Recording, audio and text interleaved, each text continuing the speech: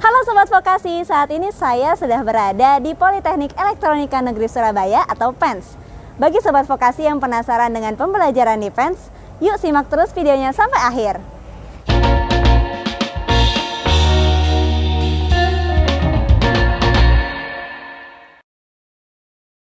Dan saat ini saya sudah bersama dengan Bapak Ali Ridho Barokbah, selaku Direktur dari Politeknik Elektronika Negeri Surabaya.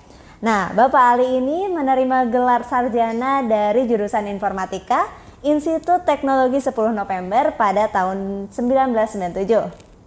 Dan gelar doktor dari Graduate School of Media and Governance Keiko University Japan pada 2011. Saat ini Bapak Ali telah menjabat menjadi Direktur Politeknik Elektronika Negeri Surabaya atau PENS sejak 2021. Bapak Ali juga terlibat aktif sebagai program chair untuk Simposium Internasional Tahunan atau International Electronic Symposium pada tahun 2011 sampai 2018. Dan mulai tahun 2018, Bapak Ali membantu Kemenpan RB sebagai auditor eksternal pada audit sistem pemerintahan berbasis elektronik di instansi-instansi pemerintah.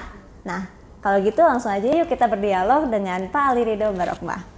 Selamat siang Pak. Siang. Iya Pak, ini kan PENS ini dikenal dengan robotikanya ya Pak, sudah memenangkan banyak kompetisi gitu Pak. Bahkan bisa dilihat di sini juga dapat muri ya Pak, ya. Karena 11 kali juara berturut-turut dari 1993 sampai 2009. Ya. Nah itu rahasianya apa sih Pak? Rahasianya di kami itu kami menerapkan laboratory based education ya. Jadi pendidikan berbasis laboratorium. Jadi semua aktivitas pembelajaran ya, baik itu formal ataupun non formal, itu kami pusatkan di laboratori ya, di laboratorium. Nah, mungkin tipikal LBE, Lab Based Education ini adalah tipikal yang kami bawa dulu waktu kami dibesarkan oleh pemerintah Jepang ya.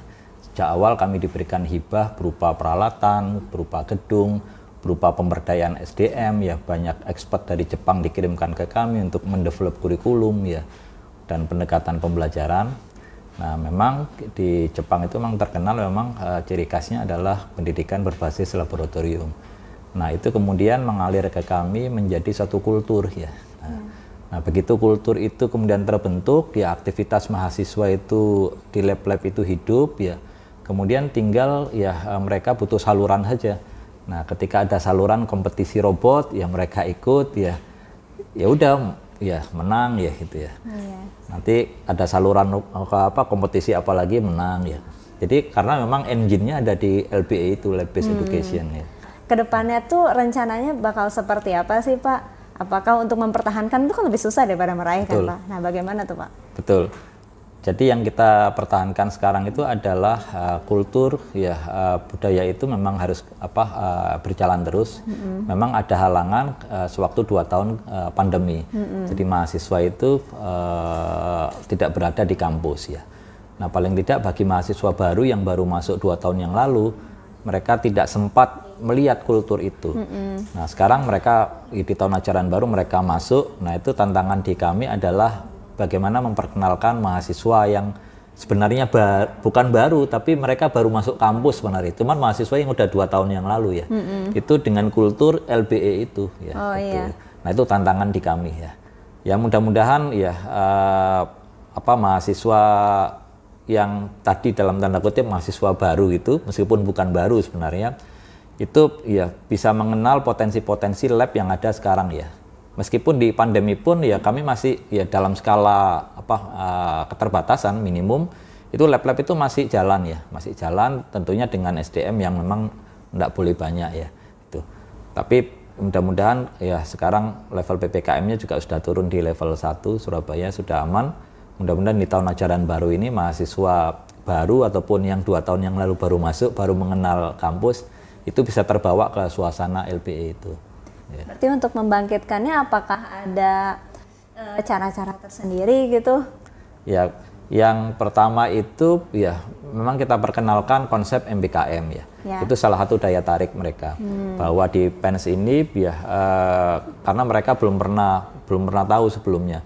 Jadi begitu mereka kembali ke kampus, ya kita coba untuk mensosialisasikan MBKM bahwa di sini banyak sekali kegiatan-kegiatan untuk menyalurkan kreativitas mereka. Itu kita perkenalkan ke mereka. Kemudian ya kita berikan tentang pengakuan SKS di dalam kegiatan-kegiatan itu. Dan yang kedua adalah ya kita mendongkrak penelitian dan aktivitas dosen ya di dalam laboratorium untuk bisa melibatkan mahasiswa. Tuh. Dan alhamdulillah di tahun sekarang 2022 itu ada peningkatan yang cukup signifikan. Mungkin gara-gara pandeminya udah selesai sehingga dosen itu sangat antusias ya. Di kami itu jumlah penelitian lokal meningkat 3 kali lipat ya, gitu. Kemudian penelitian pusat juga kita meningkat 4 kali lipat ya, gitu. Proposal matching fund yang tahun lalu cuma 4, sekarang ada 19 gitu. Oh iya. Jadi meningkatnya ya signifikan ya. Gitu. Ini kan proposal matching fund dari PENS juga kan termasuk yang banyak ya masuk yang lolos gitu Pak. Iya. Itu kira-kira apa sih rahasianya kok bisa banyak gitu yang lolos gitu Pak? Kultur dari awal LBI itu sudah terjaga ya, meskipun tergerus pandemi ya itu, tapi kultur itu di dosen-dosen itu masih terjaga alhamdulillah. Tinggal sekarang mereka kembali ke kampus ya, terus menyalurkan keinginan yang tertahan selama 2 tahun ini.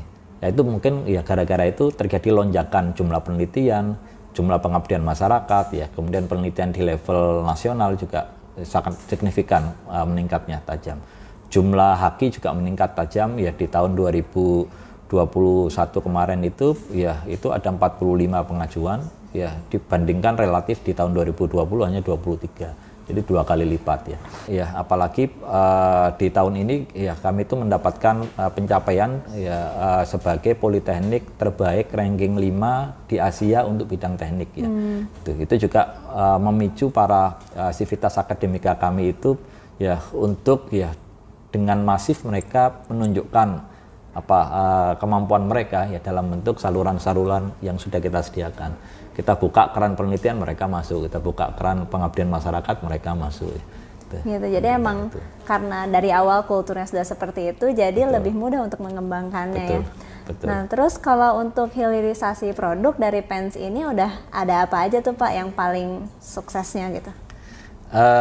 Satu hal yang kita produk yang sudah kita launching keluar itu adalah pembuatan sistem informasi manajemen untuk perguruan tinggi yang terintegrasi ya tidak hanya di layer sistem informasi layer high level ya tampilan layar database komputer biasa tapi juga terhubung dengan kartu elektronik ya.